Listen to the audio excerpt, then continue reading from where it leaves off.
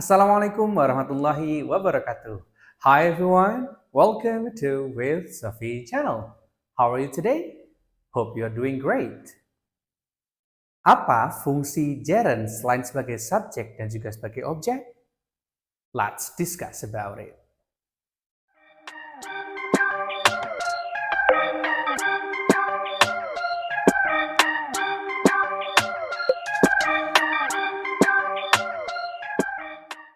Baik, di video kali ini kita akan melanjutkan sebenarnya fungsi dari gerund itu selain sebagai subjek sama selain sebagai objek itu apa aja sih? Let's have a look. Yang ketiga adalah a subjective complement. Maksudnya subjective complement itu apa sih?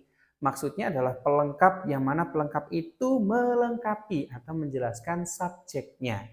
Ada juga namanya objective complement, tapi kita akan membahas yang namanya subjective complement. Contohnya seperti apa? Nah, ya nanti tidak bingung ya. My favorite activity is swimming.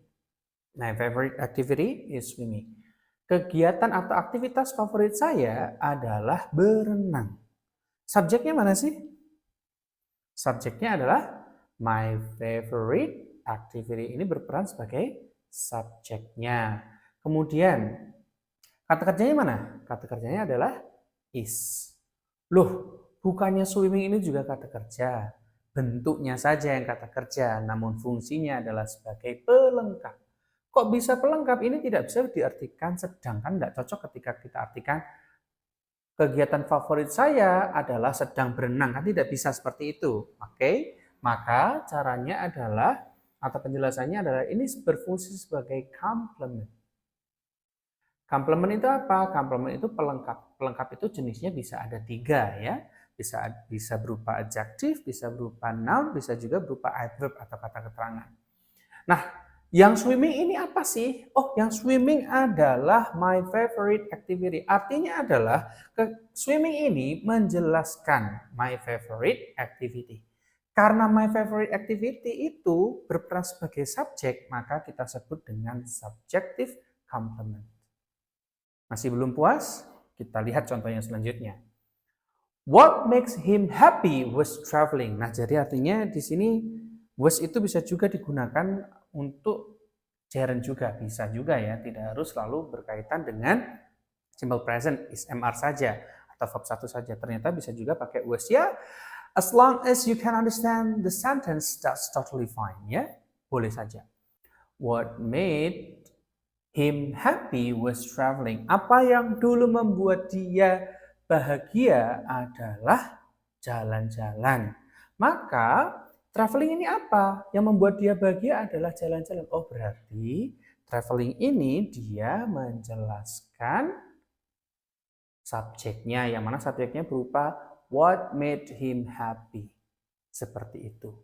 Oke, kita lihat contoh yang lainnya. Something I really hate is telling lies. Sesuatu yang saya sangat tidak suka.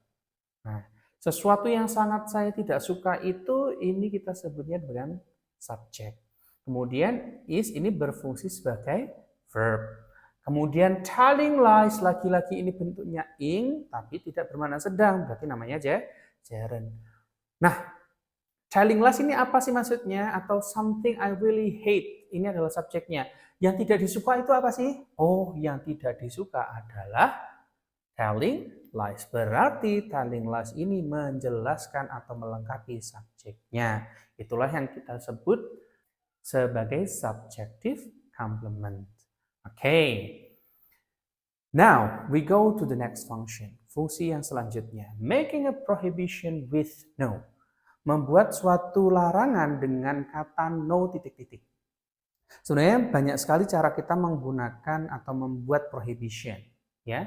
Bisa kita pakainya don't, ya, atau pakai kata negatif seperti never, itu bisa juga. Tapi kali ini salah satunya adalah menggunakan no. Nah, no itu bisa digunakan ketika kita pengen memberikan makna kegiatan namun bentuknya harus berupa ing. Contoh, no littering. Maksudnya apa no littering? Dilarang membuang sampah sembarangan. dilarang membuang sampah sembarangan. Paling enak kita cukup bilang dengan no littering. Bisa saja sebenarnya don't litter, itu bisa. Tapi kita kalau mau pakai no, maka setelah no dia wajib berupa ing. Oke, seperti itu. Another example, dilarang berenang, no swimming. Ini biasanya ada di pantai yang ombaknya besar atau bawahnya berbahaya. So we can say no swimming. Okay. Another example, no stepping on grass. Boleh dibaca grass, boleh dibaca grass, that's up to you. Ya, sama-sama benar. Yang penting adalah ketika kita pengen membuat kalimat menggunakan no dan kita mau memberikan makna kegiatan, maknanya yang kegiatan. Swimming kan tetap bermakna berenang. Littering membuang sampah sembarangan. Stepping on itu menginjak. Artinya adalah maknanya tetap bisa bermakna kegiatan tapi fungsinya sebagai kata benda. Ya, no littering, no swimming, no stepping on grass. Alright. Now we talk about another function of gerund. Kita bisa menggunakan gerund itu jika dia terletak setelah preposition. Apa itu preposition? Preposition itu adalah kata depan. Jadi kalau ada kata depan kok dia pengen diikuti oleh suatu kegiatan, ya maknanya kegiatan, maka caranya buatlah kata kegiatan tersebut atau verb tersebut menjadi ing. Nah, itulah yang kita sebut dengan gerund. Contoh preposisi itu apa sih? At, on, in, before, after, instead of. Ya, bisa juga kalau di sini pakainya by, pakainya without, pakainya before. Nah, the example. I have a breakfast before working. Saya sarapan sebelum bekerja. Before ini preposition. Nah, jadi preposition. Berarti after itu juga iya. Before itu, before dan after bisa jadi preposition, bisa jadi conjunction. Kapan membedakannya dia sebagai preposition dan conjunction? Kalau dia berperan sebagai conjunction atau connectors, maka dia diikuti oleh subjek sama verb. Tapi ketika dia berperan sebagai preposition, maka dia diikuti oleh gerund atau kata benda. Jadi gerund itu bisa terletak setelah preposition, dan preposition itu yang bisa mengikuti atau bisa terletak setelah preposition adalah kata benda atau gerund. Kenapa kok gerund bisa padahal dia maknanya adalah kegiatan? Karena meskipun maknanya kegiatan dan bentuknya adalah verb ing, namun gerund itu berperan sebagai noun. Oke, jadi posisinya setara dengan noun. Nah, kembali lagi ke sini, before working. Maka nanti di sini inilah yang kita sebut dengan bentuk ing yang terletak setelah preposition. Maka ini kita sebutnya dengan gerund. Oke? Bisa nggak sih gerundnya ditaruh depan? Ingnya taruh depannya bisa saja. The example, without saying anything. Tanpa mengucap apapun, he goes away. Dia pergi begitu saja. Atau dia pergi. Without ini preposition. Ya, ini preposition. Kemudian kalau ada kegiatan setelah preposition di sini, kemudian kita pengen menggunakan kegiatan, maka silakan kegiatan itu dirubah menjadi ing. Maka ini kita sebutnya dengan gerund. Oke. Without saying anything, he goes away. Another example. He can express himself by painting something. Dia bisa mengekspresikan dirinya sendiri dengan cara melukis sesuatu. Maka di sini kita boleh pakai by. Oh, berarti by itu juga preposition ya? Betul. Jadi by itu salah satu dari preposition. Nah, when we talk about this, maka setelah by diikuti oleh verb ing ketika dia pengen berupa suatu kegiatan. Jadi sebenarnya bisa saja bentuknya kegiatan, asalkan bentuknya dirubah ing setelah preposition, itu bisa saja. Oke? Seperti itu. Alright. Maybe that's all. But it's your time to make your own example. Silakan teman-teman membuat contoh sendiri.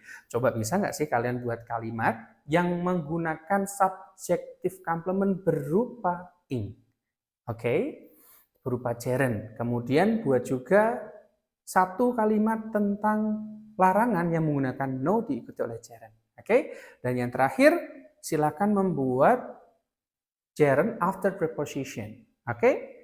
Kali ini buat 3 kalimat and write it on a comment.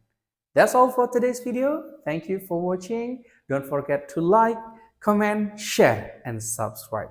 See you on the next video. And the last I say, wassalamualaikum warahmatullahi wabarakatuh. Bye-bye.